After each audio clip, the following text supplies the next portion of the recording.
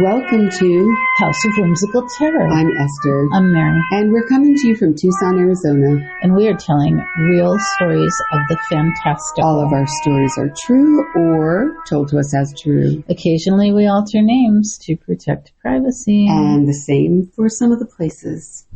Today's story is An Unexpected Acquaintance. Yes. Yes. So we love New Mexico. Yeah.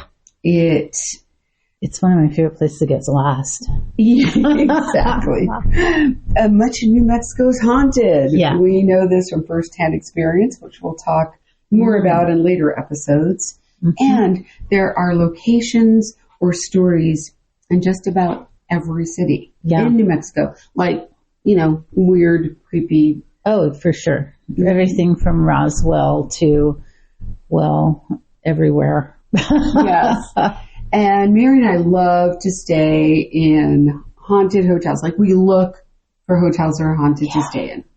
And so that's kind of our jam. We do that all over. Actually, if they go back to Weird Wild West, that was one of our haunted hotels. That's right. Yeah. And we have many, but several are in New Mexico as well. They are. In the haunted hotel category, New Mexico is loaded. Yeah. In Las Cruces, there is Hotel Amador. In Chama, there is the Foster Hotel. In Mesilla, there is the Double Eagle. Mm-hmm. La Fonda in Santa Fe, and in Las Vegas, New Mexico, there is the Plaza Hotel, Mary. That's right. And I happen to have a story about the Plaza Hotel. Yes, you do. And a tidbit, which is that Mesilla, New Mexico, was actually the territorial capital at one point. I did not know that. Yeah. And the Double Eagle is super, super haunted, and I'm going to have to stay there someday with you. Oh, yes. Yeah. Let's do it. But for today, we have a hotel story that's about the Plaza. So the Plaza Hotel. So I was driving from Tucson to Denver because we lived in Denver. We did. So I was driving alone from Tucson to Denver. And it began to snow on the highway as I was driving. And then it started to get to the point where I was snowblind. Yeah. And so, me being me, I just kept driving until I absolutely could not keep driving. And I saw a sign that said Las Vegas. And I thought, wow, how did that happen? Thinking Nevada. Somewhere, yeah. Right. And then I realized, I'm in New Mexico, but I'm snowblind and I have to get off the highway. So I pulled off the highway into this town of Las Vegas, New Mexico. And then driving off the highway, I found I saw this beautiful old hotel, an old Victoriana style hotel. And it seemed like the place to stay, particularly because it was it had vacancies and I needed to get off, it was nighttime and I needed to lay down. Would have stayed anywhere. I would have really, pretty much, yeah. The bonus was, it was gorgeous. It was. So the plaza was built in 1882 and it still looks like it's in that century on the inside. It's really very beautiful. The hotel's been in several films also, because I'm the queen of trivia. So it was in No Country for Old Men. It was in Easy Rider and actually a few others as well. Wow. Yeah. They're important films. Right? But anyway, I got a room key and I found my way to the room. And then as I was walking in the room, which took me a little while to find my way, I got to my room and then the key, it did not work. So I went back down and they said to try it again. So I went back up and then finally I got the key to work. Oh, wow. But I was like, are you serious? I'm driving in a blizzard. I don't know where I am. I'm like, okay. And I'm tired, right? Was it one of those old, it was an old key. Yeah. Okay. So I was like, okay, I finally got the key to work. I'm good. I'm going to be able to do this.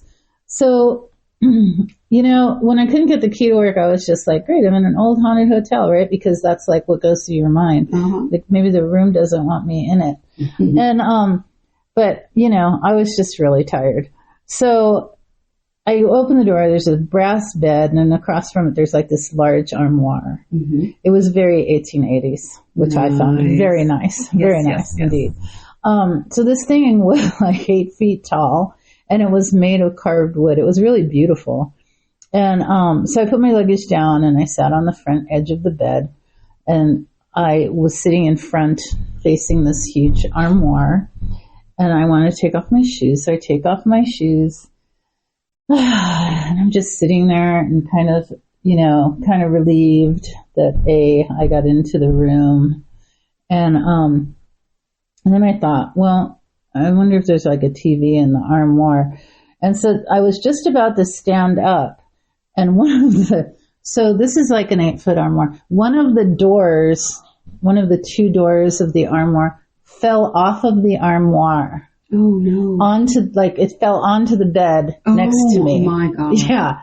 It was this like 8-foot long, heavy wooden carved door. It like just fell off. And, obviously that was remarkably shocking. And so I kind of sat there and, kind of looked at this very large, heavy piece of wood that literally fell off its hinges and landed next to me. And so my first thought was, what are the chances? Right. Yeah, right. And then I think my second thought was something like, wow, I'm glad that wasn't the door that's in front of me. Exactly. Mary, what? Yeah. And, right. And then the third thought was, wow, what the hell just happened? Yeah. And so then I sat there a minute taking it in, and then I stood up, and then I looked around at like what made that happen. And the hinges were still in the cabinet, but the screws were on the floor. So it really looked like it just came unscrewed. Oh, so creepy, because it was on. It was on, and then it wasn't. And it just unscrewed. It just poof fell on the bed. So at that point, I put my shoes back on, and I grabbed my bag, and I went down to the desk, and I told them this story. And I was like, all right, first room doesn't let me in. And then the armoire door fell off next to me on the bed. And the desk person was like, are you okay? And I'm like, yeah, I'm great. I'm, sure. And I'm really tired. And the hotel guy was like, okay, this hotel is haunted. And I was like, really? You're telling me, right?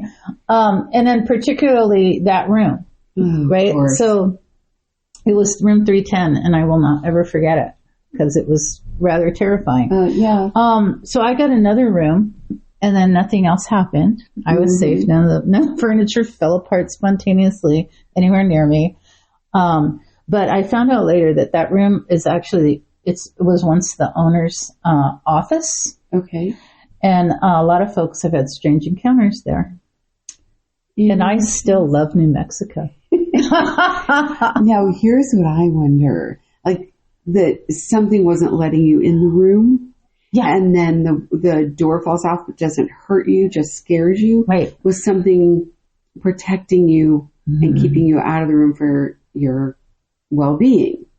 That is very, very possible. And I would prefer to believe that. So, yeah. I mean, something worse or some encounter with a worse Who knows? Entity might have happened if you weren't being kept out.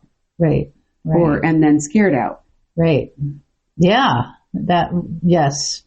And, there's positive and negative forces in the world.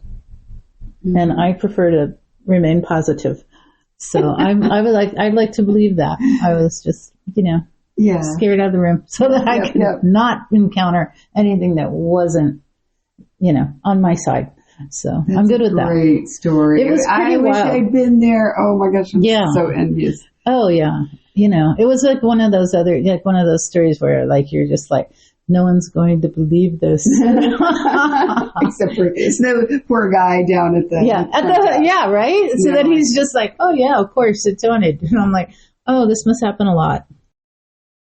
Well, speaking of New Mexico, stay tuned for our upcoming House of Whimsical Terror on the Road, Santa Fe edition. Yeah. We are going to have some special guests as well, talking about Santa Fe. China's mom will be on our show, and then we've got lots of stories. Maybe, we have. I think we'll probably do clips on the way up too. So we'll do some video and some different things and show different places. Yeah. So stay tuned for that. That's we're not sure when that's going to happen yet, but it's in the planning stages, and we're definitely doing it. For sure. And thank you for joining us. And please come back and listen to more stories and share. And for now, so long, good friends. Until next time, when we meet back at the house.